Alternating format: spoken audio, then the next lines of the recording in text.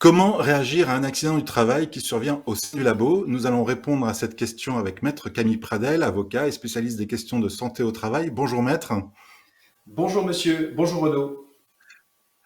En quelques mots, votre cabinet est un cabinet d'avocats spécialistes des questions de santé au travail, d'accidents du travail et de maladies professionnelles. Vous travaillez avec plusieurs groupes du CAC 40 sur ces sujets depuis plus de 20 ans et vous gérez près de 20 000 sinistres professionnels par an. Donc je pense que c'est bon au point de vue de l'expertise. On est parfait. Maître, pour commencer, pouvez-vous nous rappeler les bases un peu? Qu'est-ce qu'on appelle un accident du travail?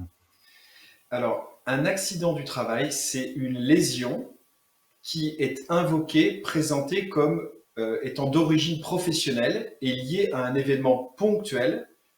On va appeler ça donc accident du travail. Cette lésion, ça peut être une blessure, par exemple une coupure, c'est assez classique, le fait de tomber, mais ça peut être aussi une lésion interne, un malaise, des maux de tête. Ça peut être aussi un accident du travail. Donc c'est une lésion résultant, analysée, constatée ponctuellement et dont le caractère professionnel est invoqué.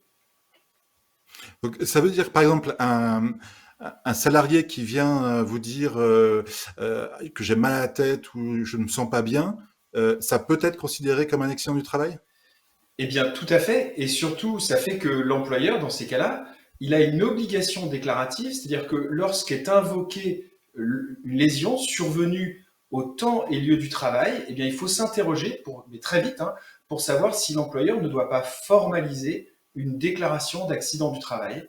C'est une déclaration qui doit être faite sur un CERFA dédié, hein, dans un délai de 48 heures, suivant la connaissance du fait accidentel allégué. D'accord. Donc, l'idée, c'est que quand même, si je vous entends bien, c'est un fait ponctuel qui arrive dans le cadre du travail. C'est ça? C'est ça, mais c'est vrai que dès l'instant où un collaborateur, un salarié, invoque au travail un problème de santé, il faut vraiment s'interroger sur la nécessité de formaliser une déclaration parce que si l'employeur ne le fait pas, il s'expose à des sanctions. Il y a déjà une amende potentielle, alors c'est plutôt rare, mais c'est possible si on ne fait pas la déclaration dans le délai de 48 heures. Mais il y a aussi la caisse qui peut exercer une sanction de type administratif et c'est à l'euro demander le remboursement des frais avancés quand on ne respecte pas le délai de 48 heures. Et puis là aussi, le code prévoit que le salarié lui-même ou ses ayants droit pourraient agir devant le conseil des prud'hommes. Donc il y a vraiment, D'accord. quand il y a une lésion invoquée, il faut s'interroger sur la nécessité de formaliser une DAT. Pardon, je vous écoute. Non, je vous en prie. On reviendra précisément sur ce que doit faire le biologiste Oui, lorsque survient un accident du travail. Peut-être une chose aussi, une question qui est peut-être en bordure, je ne sais pas. Quand un salarié déclare s'être fait mal lors de la pause déjeuner, est-ce que là aussi on est dans le cadre de l'accident du travail? eh bien, si le salarié le déclare à son employeur, il faut déjà s'interroger, est-ce qu'on ne doit pas faire une déclaration ou pas? On peut émettre des réserves, mais ça pourrait être un accident du travail. Alors, le principe, c'est que est présumé d'origine professionnelle une lésion survenue temps et lieu du travail. Quelque chose qui survient pendant la pause, ça n'est pas nécessairement le temps du travail. Donc, ça veut dire que ça pourrait ne pas être un accident du travail. Mais ça ne veut pas dire que l'employeur est dispensé de son obligation déclarative. Donc, dans ces cas-là, l'employeur, si le salarié invoque une telle lésion d'origine professionnelle, il doit formaliser une déclaration, quitte à, s'il le souhaite, émettre des réserves, c'est-à-dire indiquer sur la déclaration que, à son sens, ce n'est pas nécessairement un accident du travail, parce que c'est survenu à un moment où le salarié ne travaillait pas, n'était pas dans une action de travail. Et donc, le terme n'était pas en lien de subordination au moment où le fait lésionnel serait survenu. Peut-être une question, et vous me direz si c'est hors sujet ou pas, mais avant de revenir sur les obligations de l'employeur, des effets sur la santé qui seraient consécutifs soit à un cadre de travail, soit à des substances, etc. Euh, on est aussi dans le cadre de l'accident du travail ou c'est autre chose? Alors, de toute façon, l'accident du travail, c'est ce qui résulte d'un événement bref identifié. Ce qui est sûr, c'est que Oui. il y a après des situations, des lésions qui peuvent résulter d'une exposition dans la durée. Et là, ça va être la grande distinction, c'est qu'on distingue les accidents du travail des maladies professionnelles. C'est les deux options possibles. Une lésion d'origine professionnelle, c'est soit un accident du travail, soit une maladie professionnelle. On pourrait être face à une situation dans laquelle la caisse primaire réoriente le dossier et traite la lésion comme étant potentiellement une maladie professionnelle, mais dans ces cas-là, c'est au salarié de faire la demande auprès de la caisse primaire. D'accord, bah c'est très clair. Et du coup, alors si on en vient plus précisément à ce que doit faire l'employeur Oui, lorsqu'il est face à un accident du travail, donc j'ai bien retenu, c'est un événement bref et c'est oui. survenu de façon voilà. Euh, que doit-il faire? Vous l'avez déjà évoqué tout à l'heure, mais est-ce que vous pouvez revenir dans le détail un petit peu sur l'ensemble Ben, du processus?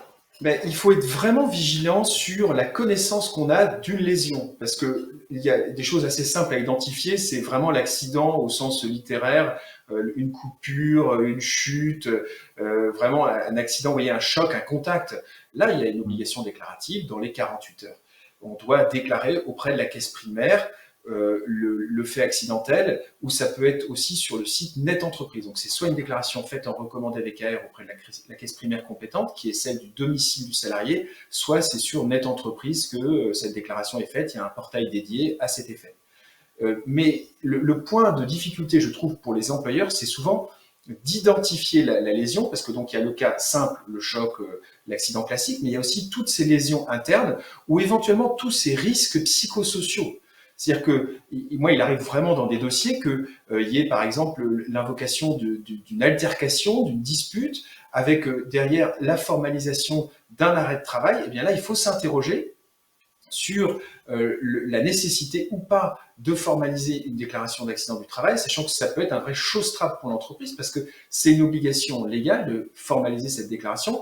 Et si on ne le fait pas, s'il y a derrière un conflit, ça peut poser des difficultés, ça peut être utilisé contre l'entreprise. Et puis surtout, c'est une obligation de sécurité sociale. Donc la caisse elle-même peut très vite demander à l'employeur pourquoi n'avez-vous pas formalisé la déclaration. Il y a tous les cas où il est dur, il est difficile d'identifier l'existence de l'accident du travail, du fait accidentel. C'est toute cette situation sur laquelle il faut qu'il y ait un vrai focus, une attention du responsable RH d'un laboratoire. Vous évoquez les risques psychosociaux. Il y a quelque chose qui est très fort en ce moment, et en plus avec la période Covid, les équipes sont usées. Est-ce que le burn-out rentre dans cette catégorie-là quand quelqu'un est... Alors, c'est pas bref, mais par contre, le déclenchement du burn-out, lui, est bref. Est bref. Donc, est-ce que ça rentre dans Tout à cette fait. catégorie d'accident de travail? Complètement. Le burn-out, qui est une qualification médicale, peut résulter sur le plan légal et administratif, soit d'un accident du travail, soit d'une maladie professionnelle. Et donc, tout dépend de ce qui est sûr, c'est que du côté de l'entreprise, si on identifie l'invocation d'un fait lésionnel survenu temps et lieu du travail, il faut faire une déclaration d'accident du travail, quitte à indiquer éventuellement que ça n'est pas un accident du travail, à notre sens, sur la Mhm. déclaration, ça c'est possible. Donc le burn-out peut tout, et derrière pourrait être reconnu comme un accident du travail, donc ça peut arriver, mais ça pourrait aussi, la même lésion, ça paraît curieux, mais être mis dans la case des maladies professionnelles si la caisse primaire souhaite instruire cette lésion comme étant plutôt liée à une exposition dans le temps à un environnement lésionnel sur le plan de la charge de travail, de l'investissement, etc. Si je vous entends, euh, vous pensez qu'il vaut mieux surdéclarer que sous-déclarer?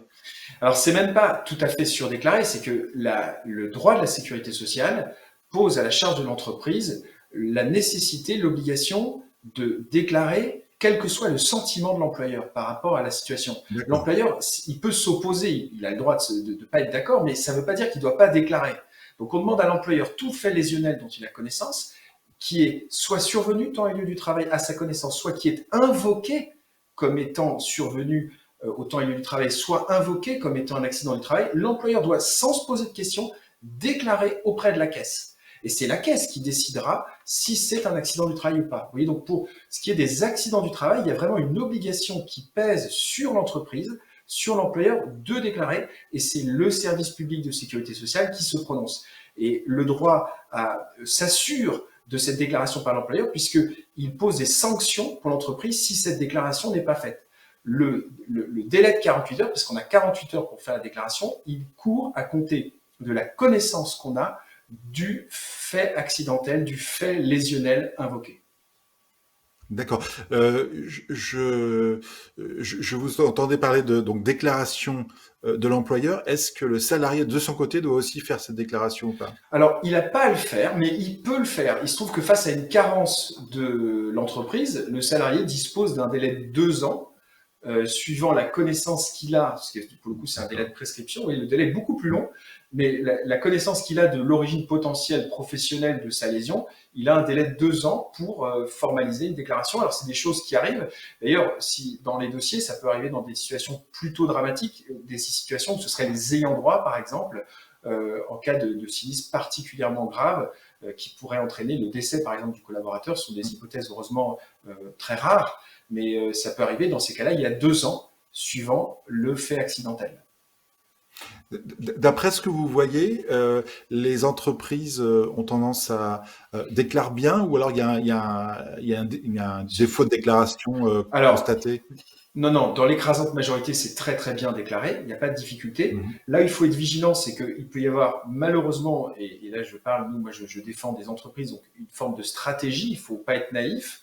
Et donc, parce que le défaut de déclaration est une faute de l'entreprise, et il faut être vigilant dans les dossiers à bien identifier des situations qui nécessiteraient de déclarer. Et donc, parfois, ça peut être une forme de piège pour l'entreprise. Vous voyez, donc faut bien Mhm. voir quand des faits accidentels sont invoqués. Ça peut être par exemple dans des mails.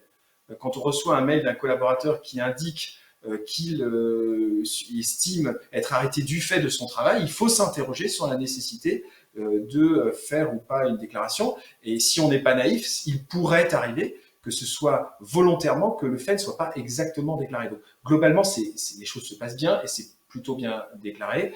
Malheureusement, les faits accidentels existent vraiment, ça bien sûr. Hein, donc, et le secret d'ailleurs, c'est la prévention, bien sûr, parce que le but, c'est qu'il n'y ait pas d'accident. Et la meilleure façon de ne pas avoir d'accident, c'est de prévenir le risque professionnel. Donc, c'est euh, toute la gestion en amont pour éviter tout ce qui est accident et maladie professionnelle. D'accord. Si bon, si on regarde un petit peu les cas où on va dire litigieux, estimés litigieux par l'entreprise, que peut Mmh. faire l'employeur lorsqu'il considère que qu'il n'est pas d'accord avec l'accident du déclaré? Eh Est-ce bien, qu'il y a des précautions à ouais, prendre? Est-ce qu'il y a voilà. de manière loyale, complète, eh bien, il faut que sur la déclaration, il mentionne ce qui pose pour lui difficulté. Donc, par D'accord. exemple, si il y a un délai trop important entre la date alléguée de l'accident et la déclaration du salarié, par exemple, si le lundi matin, vous avez un collaborateur qui vient et qui invoque un accident survenu jeudi dernier, ben, il faut peut-être le mentionner, il faut vraiment arbitrer, mais Hmm. le mentionner sur la déclaration, disant on trouve que le délai est long et on peut émettre des réserves si on n'a pas connaissance, si on n'a pas eu connaissance du fait accidentel. Vous voyez, on peut avoir des doutes. Si par contre il n'y a pas de doute, bien sûr, il ne faut pas émettre de réserve, c'est sûr. Donc il faut le faire de manière loyale et quand on a vraiment des doutes, il ne faut pas hésiter à le mentionner sur la déclaration, ça s'appelle émettre des réserves. D'accord. Oui, donc il faut vraiment prendre son temps pour bien faire la déclaration et être essayer de faire un maximum le tour de la situation pour à ce Oui, moment-là émettre les doutes. Est-ce que plus tard des réserves sont possibles ou tout se joue non, au niveau de la déclaration? tout se joue au niveau de la déclaration. Après, on a un délai de 10 jours en théorie pour émettre des réserves, mais il faut vraiment, le conseil, c'est il faut le mettre au niveau de la déclaration pour alerter la caisse primaire et que la caisse soit vigilante s'il y a une situation qui est litigieuse. Il y a un autre cas de réserve possible, c'est lorsque, à notre connaissance, il s'agirait uniquement de la manifestation d'une pathologie préexistante. C'est-à-dire, c'est l'hypothèse où il y a un fait accidentel déclaré, mais de manière notoire, la personne souffrait déjà de la lésion. Par exemple, les maux de dos. Quelqu'un déclare Hmm. avoir mal au dos, bon, c'est vraiment ennuyeux, embêtant, mais de manière notoire, ça fait un mois que la personne a des difficultés au dos. Là, on peut, dans ces cas-là, le mentionner sur la déclaration en indiquant qu'on émet des réserves parce qu'il s'agirait uniquement de la manifestation d'une pathologie préexistante. Et dans ce cas-là, en général, l'assurance maladie requalifie en maladie professionnelle ou de En, maladie en- en non? maladie simple. Alors, et en effet, Maladie ça simple, pourrait être d'accord. aussi, vous avez parfaitement raison, ça pourrait être réinstruit en maladie professionnelle, c'est-à-dire qu'on pourrait avoir un refus de prise en charge prononcé par la caisse, mais une caisse qui invite le salarié à formaliser de son côté une déclaration de maladie professionnelle. Et si le salarié par ailleurs est exposé, par exemple, au port de charges lourdes pour les maux de dos, eh bien, sa situation pourrait répondre aux critères d'une maladie professionnelle. D'accord. Bon, imaginons que on va au bout, ça se passe mal. Y a-t-il des risques de procès pour accident du travail contre l'employeur? Alors, lorsque les lésions sont importantes, il y a toujours un risque de procès en théorie. Mais en pratique, c'est Hmm. surtout lorsqu'on est face à des lésions importantes, bien sûr, il y a un risque de procès, puisque le salarié, quand il a eu la reconnaissance de l'accident ou de la maladie professionnelle, mais là, votre question portait sur les accidents du travail, il peut, dans un deuxième temps, agir contre l'employeur pour obtenir ce qu'on appelle la reconnaissance de sa faute inexcusable. Et là, ça veut dire dans ces cas-là que l'employeur peut être condamné à verser une somme complémentaire en réparation de l'origine professionnelle du sinistre. Donc oui, D'accord, oui. et puis il Parce peut que- y avoir des développements lorsqu'on estime, mais là c'est pour les cas les plus graves, qu'une règle de sécurité n'a pas été respectée. Et là, l'inspection du travail peut aussi s'en mêler. Il peut y avoir, vous savez, des responsabilités de type pénal.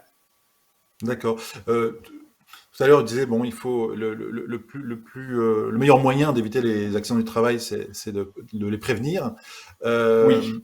Là, pour les laboratoires de biologie médicale, quels sont a priori les secteurs dans lesquels il faut porter une attention de prévention de votre point de vue, et si vous avez pas vu passer des dossiers un petit peu Ah de ce bah, type-là? déjà, la première chose, c'est est-ce que tout site dispose-t-il bien d'un document unique d'évaluation des risques professionnels? Ça, c'est obligatoire. La première chose à faire, c'est s'assurer qu'on a un document unique. Très important. La deuxième chose, c'est que il faudrait être en lien avec son médecin du travail. Normalement, il y a une fiche d'entreprise qui est établie pour savoir quels sont ses conseils, s'il a le temps de répondre.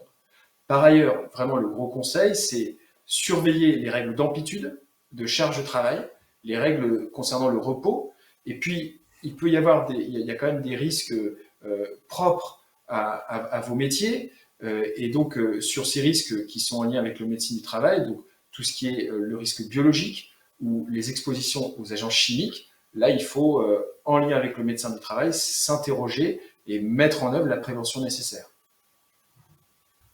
Merci, c'est très clair. Peut-être pour élargir un peu au-delà des accidents du travail, est-ce que il y a des sujets, vous qui êtes spécialiste de la santé au travail de façon assez générale, il y a des sujets peut-être d'attention aujourd'hui que doivent avoir les employeurs dans les laboratoires?